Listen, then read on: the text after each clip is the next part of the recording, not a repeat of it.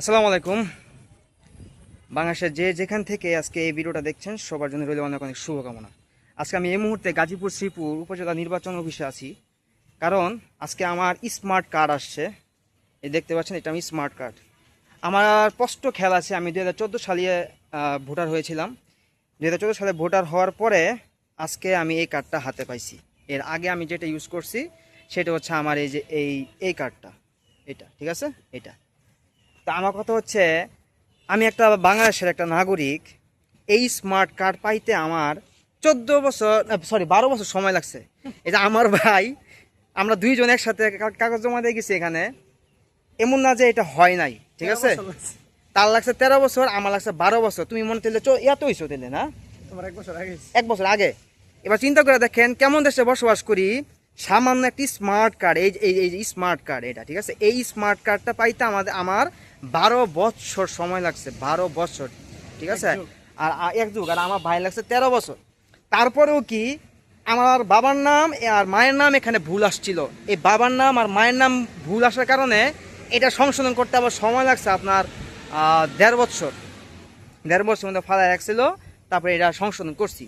এখন আমার কথা হচ্ছে, এই যে স্মার্ট কার্ড, এই যে এটাতে আমরা হাতে পাইলাম, এটা আমাদের কি কি কাজে ব্যবহৃত হয়? জাস্ট 2টা কাজে আমি আজ পর্যন্ত দেখছি যে মানুষ এটা ব্যবহার করতে পারছে প্রপার ওয়েতে। কীরকম প্রপার ওয়েতে আমি আপনারা বলি। এটা হচ্ছে আপনার দেখেন, আমরা যারা গ্রাম অঞ্চলে বসবাস করি, একদম অজপাড়া গ্রামে যারা বসবাস করি, যারা কিস্তি তুলে, তাদের কিন্তু এই কার্ডটা প্রয়োজন হয়, এই স্মার্ট কার্ডটা প্রয়োজন হয়, বা এনআরডি কার্ডটা প্রয়োজন হয় এই কিস্তি তোলার কাজে। আর আরেকটা কাজ আছে সর্বজনীন সারা বাংলাদেশে ব্যবহৃত হয়, সেটা হচ্ছে সিম তোলার কাজে। এই সিম তোলার কাজে আর কিস্তি তোলার কাজ ছাড়া এই যে এনআইডি কার্ড, এই যে একটি স্মার্ট কার্ড আগে একটু করছি, এখন পাইছি। আর এই যে এনআইডি কার্ডটা, তো এই যে কার্ডটা, এইটা আসলে এছাড়া আর কোনো কাজে ব্যবহৃত হয় না। তো এই হচ্ছে আমাদের বাংলাদেশ। 12 বছর লাগে এই স্মার্ট কার্ড পাইতে, আর তার লাগছে 13 বছর। কি তোমার 13 বছর না? তার লাগছে 13 বছর। তুমি স্মার্ট কার্ডটা দেখাও। এই যে দেখেন, এটা হচ্ছে আমার ভাইয়ের স্মার্ট কার্ড।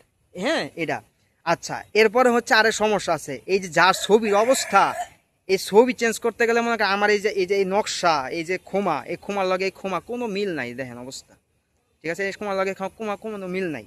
এখন কথা হচ্ছে, আমি জিজ্ঞেস করছি এই ছবি চেঞ্জ করতে হলে কী কী লাগবে, প্রত্যয়নপত্র লাগবে, আর আরবি যাবে অনেক কিছু। এখন এটার মধ্যে একটা জিনিস আমার খুব হাস্যকর লাগছে, যে আমি স্টিল বেঁচে আছি, আমি আমার এনআইডি কার্ডে ছবি চেঞ্জ করবো, আমার নাকি আরেকজনের সুপারিশ লাগবে। সেই জন্য আমাকে ডিক্লেয়ার দিবে যে হ্যাঁ, ছবিতে আমার এই এনআইডি কার্ডের যে ছবি, এই ছবিতে আর আমি একই ব্যক্তি। অথচ আমি যে লাইভ তাদের সামনে দাঁড়ায় আছি, এটা নাকি তাদের হবে না। তো এই হচ্ছে আমাদের বাংলাদেশের সিস্টেম, ঠিক আছে। এটা বাংলাদেশের সিস্টেম। আমি বাংলাদেশের একজন মাস্টার্স পাস করা একজন নাগরিক। আমার এই ছবি চেঞ্জ করতে গেলে আমার অন্য আরেকজনের আমার লাগবে, লিখিত লাগবে। আমাকে তারা লিখিতভাবে তারা আমাকে দিবে যে হ্যাঁ, ছবিতে এনআইডি কার্ডের ছবিতে যেই লোক আর আমি এই লোক, ঠিক আছে, আমি নাকি এক। আমি দাঁড়ায় গেলে তাদের হবে না। মানে আমি আসলে এখন, মানে কথায় আছে না, মানুষের মাঝে মাঝে হাসতে হাসতে বলে না যে অতিরিক্ত শিক্ষিত হওয়ার কারণে আমি গালি দিতে পারতেছি না। তা আমার অবস্থা রয়েছে এমন, আমি এখন গালি দিতে পারতেছি না। মানে আমি একটা মানুষ যতদিন বাইচা আছি, এই বাইচা থাকার পরেও আমি সশরীরে গিয়ে আমার এনআইডি কার্ডের ছবি আমি চেঞ্জ করতে পারবো না। আমার আরেকজনের আমার লাগবে, এই ডকুমেন্টস দিতে হবে যে হ্যাঁ, তাদেরকে আমার প্রত্যয়নপত্র লাগবে, তুমি আবি যাবি, আরও অনেক কিছু লাগবে। তো এই হচ্ছে আমাদের বাংলাদেশের সিস্টেম।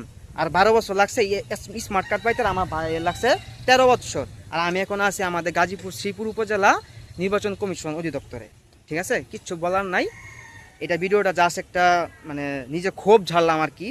আমি জানি না এই সিস্টেমগুলো এত দেরি হয় কেন।